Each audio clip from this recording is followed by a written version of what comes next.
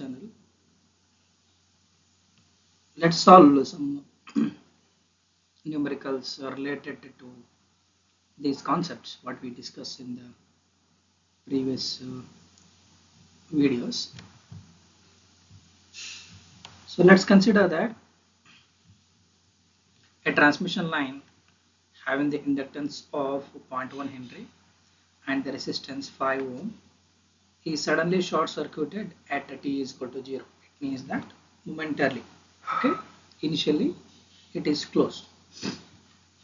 At the far end of the line, which is shown in the figure, we have a source voltage of V is equal to 100 sine 100 pi t plus 15. That is nothing but we know that is V is equal to Vm sine omega t plus alpha. So this is Vm, this is omega 100 pi. Okay, alpha value is 15. We need to obtain the following things. First one is expression for the short circuit current. Next is value for first current is maximum. Next one is instant of the short circuit, so that DC offset current is going to be 0. The next condition is that current is maximum. So this is the circuit. We have source voltage, then resistance and reactance, and the line is open. Okay. So this is similar to that. What are the derivation we made? Transient on a transmission line. So we have to remember all the equations what we discuss in that concept. Okay, so let's solve this. First one we need to solve is expression for the short circuit current. So we know that we have the equation, that is I of t is equal to Vm by Z sine omega t plus alpha minus theta plus sine theta minus alpha e to the power of minus RT by L. From given problem, okay, we know that R value is 5 ohm is already given, L value is given, omega is 100 pi. How do you got this? This is nothing but this this is similar to that Vm, okay, Vm sine, okay, omega t plus alpha. Okay, so we can relate it to this equation. Based on this, what we can write it is omega value, omega t is nothing but 100 pi, okay, Vm value is 100 and alpha as 15. Okay, so and also we know that Z is equal to root of r square plus xl square. Xl is nothing but omega L whole square. Okay, substitute this value, will get 31.8 ohm. It is in terms of ohm. And also power factor angle, we know that is a theta is equal to tan inverse omega L by R. Omega is nothing but 100 pi, L is 0.1, R value is 5, we will get 80.95 degree. So using these expressions we can get that, substitute all these things in this equation. Okay, so Vm value is 100, Z value is 31.8, omega value is 100 pi, alpha value 15, theta value is 80.95, similarly theta value is 80.95, alpha value is 15, okay, R value is 5 and L value is 0.1. So I have to compare this equation with respect to this equation. Okay, consider, if you want you can consider this is equation 1. So this is what the expression we will see in the examination. Okay, so by substituting this we will get 65.95, it is 2.87 e to the power of minus 50 by t, sorry 50 t. Next one is value of the first current is said to be maximum when we already solved this equation that. So when the current is said to be in maximum at t is equal to 0 and sine omega t plus alpha minus theta is said to be in 1. Consider this is equation 1. Okay, equation 1. So this is a part of this equation, sine omega t plus alpha minus theta is said to be 1 and t is also 0. So substituting all this in equation we will get that is nothing but maximum momentary current. So Vm by Z, so this part is said to be 1 okay, sine theta minus alpha. So e to the power of minus RT by L. So t is equal to 0, e to the power of 0 is 1. So we will get 1, okay, sine theta minus alpha. We know that sine theta is 80.95, alpha value is 15. Substitute, you will get 6.014 is the ampere. It means that at momentary, at the initial value, this much of the current which is flowing, okay. Then we have to calculate the next expression is for the short circuit current, okay, which is given the same equation, okay. First part is done, second part we are looking into, that is nothing but DC offset current, okay. So DC offset current is said to be in 0 when we have that sine theta minus alpha is said to be 0, okay. This term is said to be 0, then it is said to be it is 0, okay. Then sine inverse the 0 is nothing but 0, that will get theta minus alpha will get 80.95, that is nothing but theta what we have is 80.95, so that is said to be in alpha, okay, that is nothing but 80.95. We'll call approximately we can consider it is 81 degree. So this is the instant at which DC offset current is said to be in 0, okay. Then next one is DC offset current is said to be in maximum when sin theta minus alpha is equal to 1, okay, or that is nothing but sine inverse of 1, that is nothing but 90 degree will get theta minus alpha is nothing but 90. So we have to calculate what is alpha value, okay. So alpha is equal to theta minus 90, theta value we know that 80.95, so this is 90, okay. So we will get it is nothing but 9 point, is it right? Yeah, 9.05, okay. So this is a 9.05 is nothing but approximately we can consider this is 9 degree, okay. So this is nothing but the when the DC offset current is said to be maximum. Next numerical we have a synchronous generator and motor are rated for 30,000 kVA, 13.2 kV, and both have subtransient reactance of 20%. Okay, it's similar generator and motor are. The line connecting them has a reactance of 10% on the base of the machine. Okay, the motor is drawing 20,000 kilowatt at 0.8 power factor leading. Okay, it is 20,000 kilowatt. The terminal voltage of the motor is 12.8. So you have to be very cautious here. The motor terminal voltage is 13.2, but the base watt, if you're considering that, it is 13.2. Okay. When a symmetrical three-phase fault occurs at the motor terminal, find the subtransient current in the generator, motor, and at the fault point. So first thing is that we have to draw a single line diagram.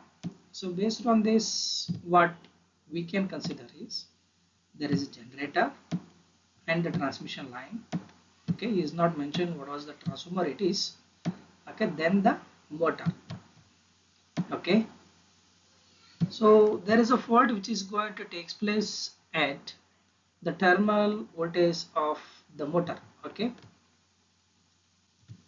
so that is nothing but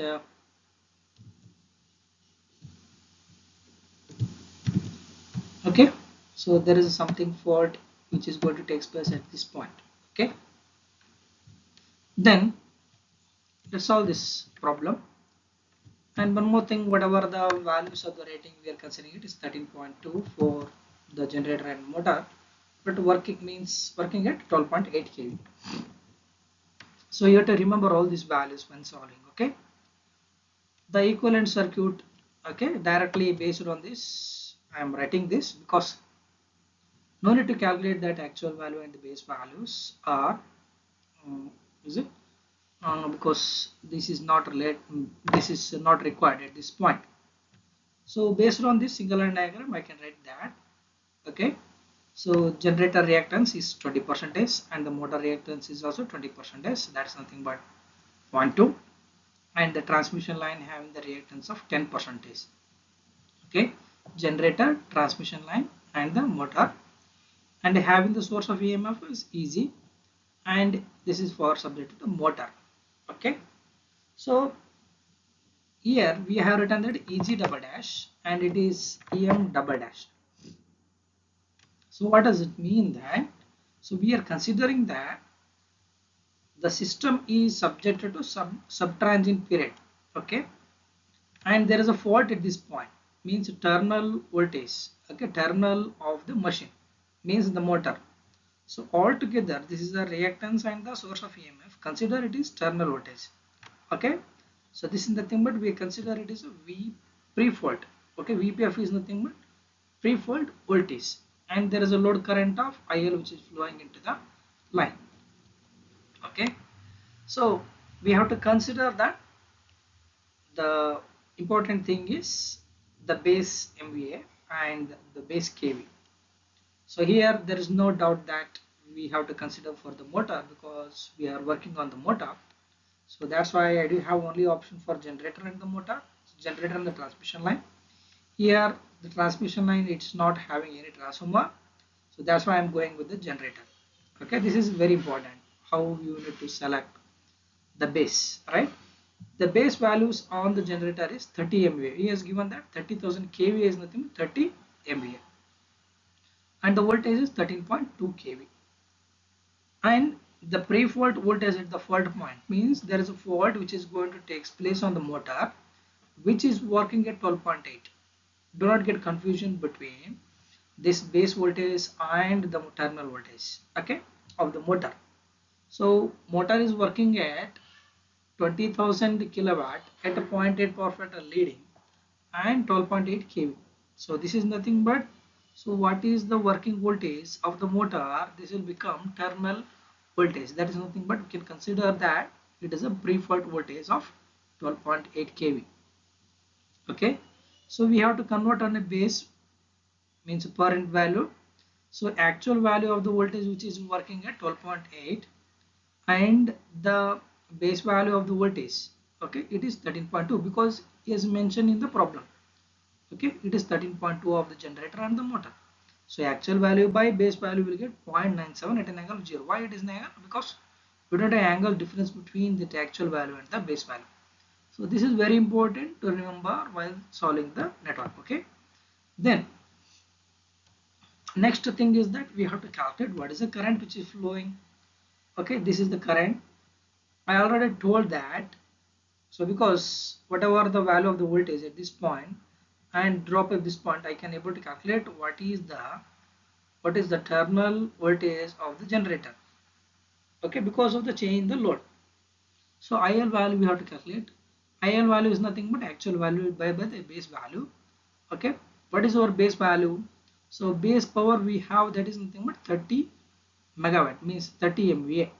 And what is the voltage? It is 13.2.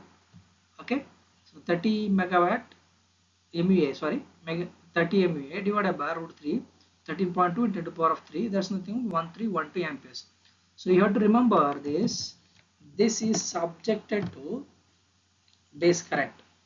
Okay, then we have to calculate what is the actual value of the current which is flowing on the motor. What is the motor which is drawing the power? This is drawing the power at 20,000 kilowatt at 0.8 power factor leading. Okay, and what is the voltage?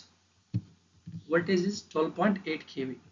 So there is nothing but 20,000 divided by root 3, 12.8 kV into 0.8. Okay, so here kilowatt divided by kV, so this cancels directly, we are taking, and this is the leading, it's not the lagging, it is the leading. Cos inverse of 0.8, you will get 1128 at an angle of 36.9 degree amperes. Okay, so this is actual value, this is the base value. I have to convert it into per unit value. We know that actual by base value you will get in terms of per unit. Okay, 0.8594 at an angle of 36.9 degree per unit. Okay, so I told that we have the three different methods for solving this network. So one is by applying Kirchhoff law, another one is Thevenin's theorem, and we have another thing is matrix form. We are not going in the matrix form. One is the another one is Kirchhoff law. So compared to that, the Thevenin's theorem is somewhat better. So I am going with Thevenin's theorem directly. Okay. So this is nothing but VPF. We are considering that it is the VThevenins because we have in a Thevenin's theorem we have some voltage source and the impedance of the network. Is it right? So that is nothing but VPF. Already we got that. This is 12.8. It is 13.2. You will get 0.97. So this is nothing but this is going to become an VThevenins. Okay. We have to calculate what is the Z-Thevenins. To know that Z-Thevenins, it is same as the figure 1. Okay, you can remember that. We have generator, transmission line and the motor. Okay, make the voltage source as short circuited, right? Voltage source as a short circuited. Okay, then we'll get this is the generator and this is transmission line, this is also motor. But you have to remember this important thing is where does the fault takes place? Fault takes place at this point. Okay, fault takes place at this point.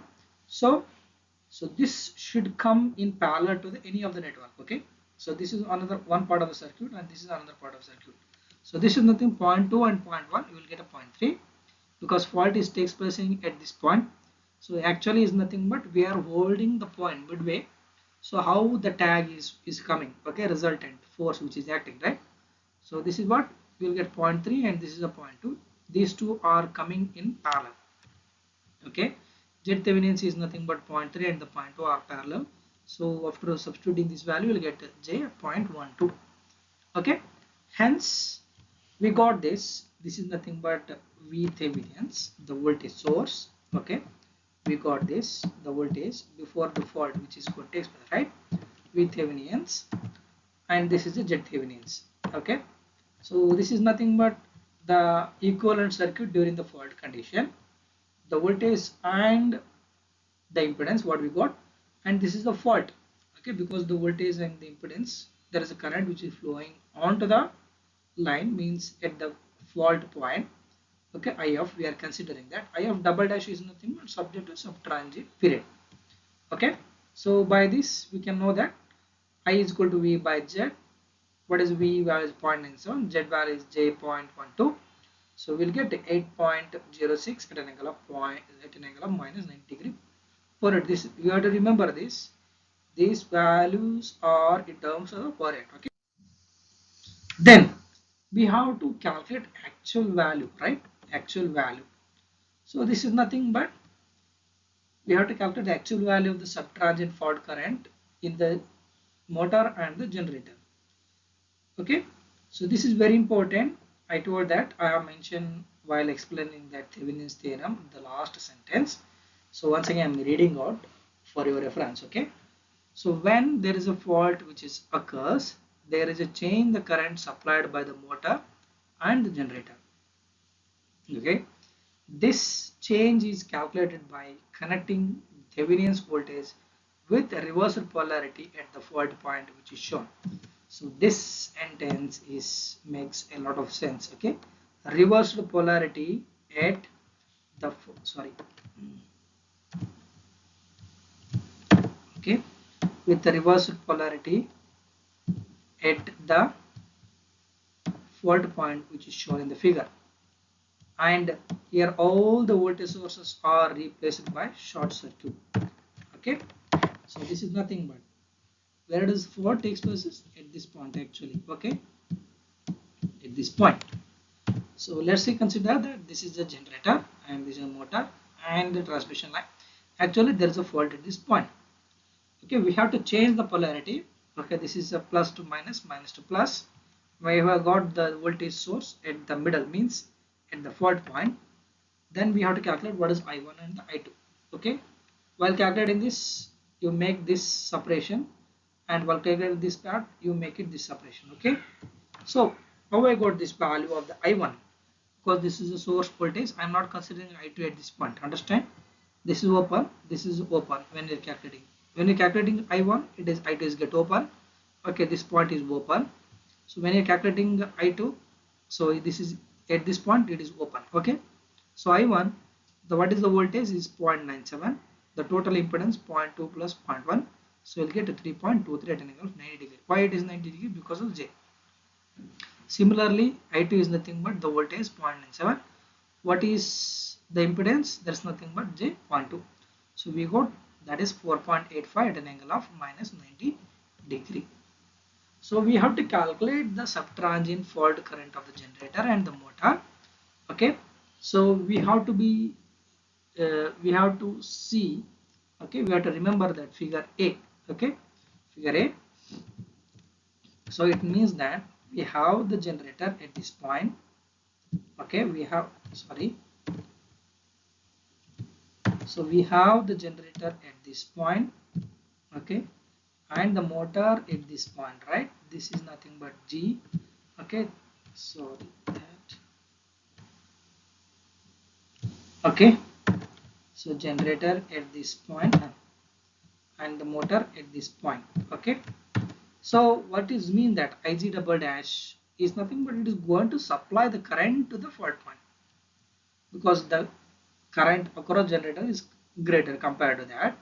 So this is what the current is flowing. Okay, Ig double dash. Okay, this is nothing but Ig double dash is equal to what is the load current already, because we are considering that the current which is flowing right at this point,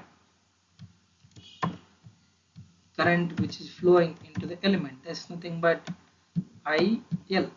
Okay, the load current. So this is nothing but what again is Ig double dash is equal to IL plus I1. So this is stand for Ig double dash is equal to IL plus I1. So IL value already we have got that.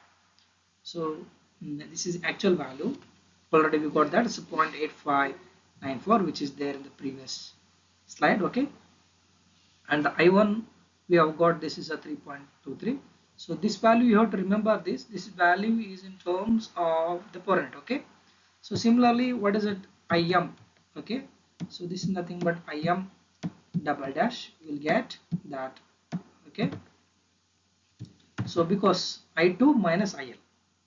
Is it right? Because IM dash is equal to I2 minus IL, because opposite to that. Okay. So this is nothing but IM double dash is equal to I2 minus IL. So already we have that I2 value and also IM value. So you'll get to 5.4095 at an angle of minus 97.3. Okay. So not at all. We have to calculate what is the actual value. Is it right? So Ig double dash is nothing but subtransient fault current across generator. So actual value, it is already we have got that, that's a 1312. Okay, and the subtransient fault current in the motor we have got, this is 5.409 at angle of minus 97. So this is also multiplied by the actual value, that is a 1312. Okay, and we have to calculate what is the subtransient fault current at this point which is going to flow. Okay, you have to see here Ig is 3673, IM is 7097, means which is I1, this is I2. All together there is a fault at this point. Okay, remember that there is a something, the grounding which is going to happening at this point. Okay, so this is a combination of, means adding of I1 and the I2 value. So let's check that. So we have that I of double dash. Okay, already we have calculated the IF value. It is 8.06 at an angle of 90 degree and multiplied by 1312. Okay, this is the base value. So we have, it is 10,581.3. So it is nothing but by adding up Ig double dash and IM double dash, we can able to calculate that is IF double dash. You can cross that. So if not, there is something wrong in that. So just you remember that at this point, if there is a fault which is going to take places, so this much amount of the current which is flowing in the network. So that's why, so to limit this, so we need a versatile, some means very fast acting devices, that's nothing but relays and the circuit breakers to protect our system. Otherwise, if there is a malfunctioning of that, so there is a possibility of the collapsing of the network.